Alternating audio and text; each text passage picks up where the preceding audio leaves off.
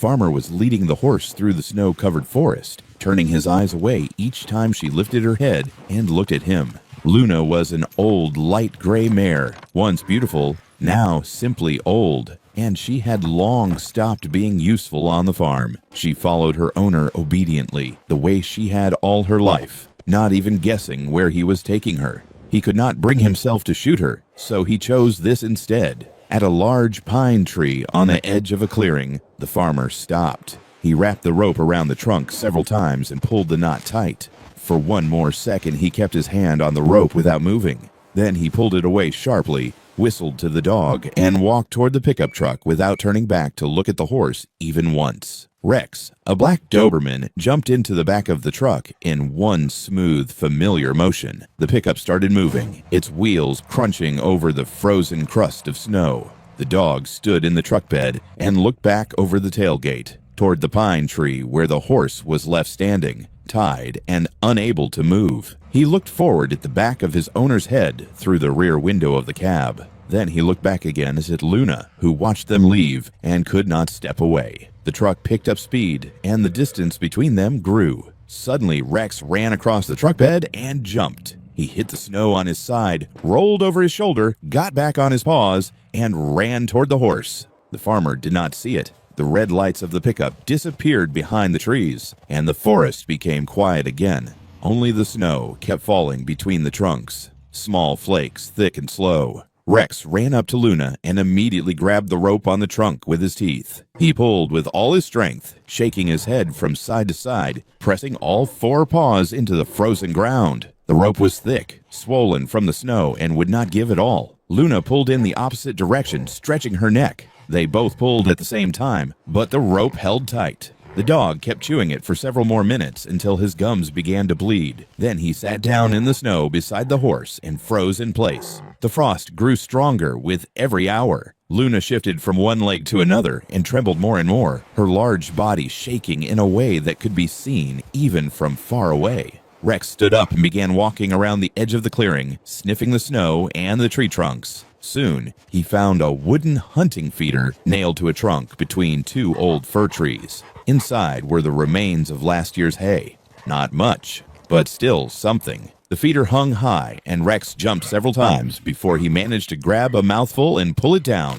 Luna watched him without moving. The dog dragged the hay to her, dropped it at her feet, went back, and jumped again. Luna lowered her head and began to eat, slowly and carefully, but she was eating. Rex made several more trips to the feeder until it was completely empty. Then he sat down beside the horse again and leaned against her leg. The snow did not stop falling, and the prints of his paws between the feeder and the pine tree faded before the eyes, disappearing one by one under the fresh layer. A wolf appeared suddenly. He stepped out from behind the trees at the edge of the clearing and stopped, looking at the horse. He was a large gray male, thin after a long winter with hollow sides and yellow eyes. He took several careful steps forward, lowering his head and sniffing the snow. Rex rushed at him without making a single sound, crouching low to the ground and gaining speed with each jump. The wolf stepped back, but he did not run away. He turned sideways, raised his fur, and showed his teeth.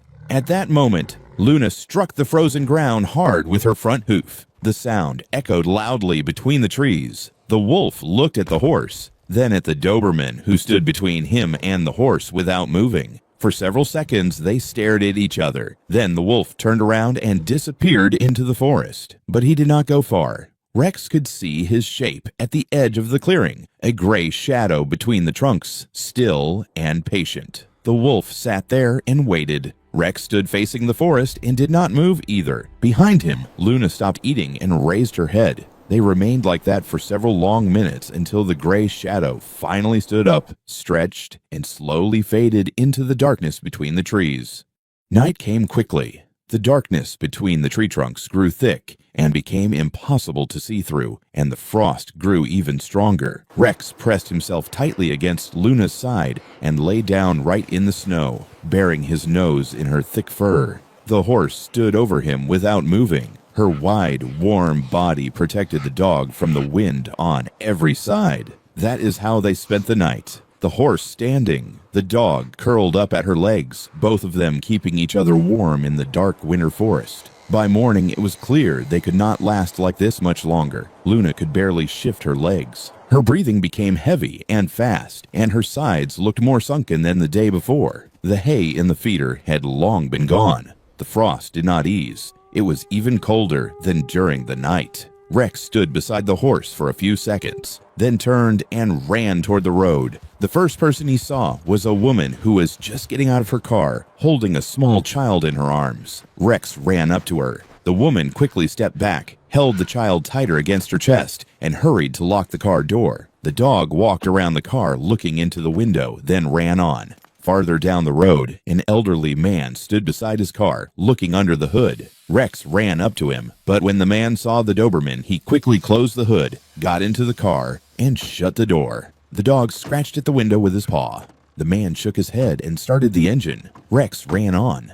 A little farther along the roadside stood a group of teenagers. They noticed the Doberman at once and began shouting. One started yelling and throwing snowballs. Another pulled out his phone and began filming, and a third raised a stick as if to strike. Rex dodged the snowballs without even stopping. Every second mattered. He ran out onto the main road right in front of a Jeep. The driver slammed on the brakes. The vehicle slid sideways across the packed ice and stopped about 2 feet from the dog, barely missing him with the bumper. The man behind the wheel stared at the Doberman standing in the middle of the road for several seconds. Rex turned around and ran back into the forest, constantly looking over his shoulder. The man waited a moment, then slowly drove after him, as if he understood that the dog needed help. The Jeep forced its way between the trees across deep snow. The engine roared in low gear, and branches scraped along the roof and sides. Rex ran ahead, sometimes slowing down and looking back. The vehicle followed. They were almost at the pine tree. The light open space of the clearing could already be seen ahead. Then the front wheels of the Jeep suddenly sank into a hole hidden under the snow. The vehicle dipped forward and got stuck on its belly. The man pressed the gas pedal several times. The wheels spun uselessly and only dug deeper. He got out, walked around the Jeep, and took out his phone. There was no signal. He looked toward the forest, then up at the sky. The snowfall was growing heavier. He spread his hands in frustration and climbed back behind the wheel. Rex stood and watched as the Jeep slowly backed away between the trees and crawled back toward the road. When the sound of the engine finally faded, the dog turned and ran back to the horse. When he reached the pine tree, the place was empty.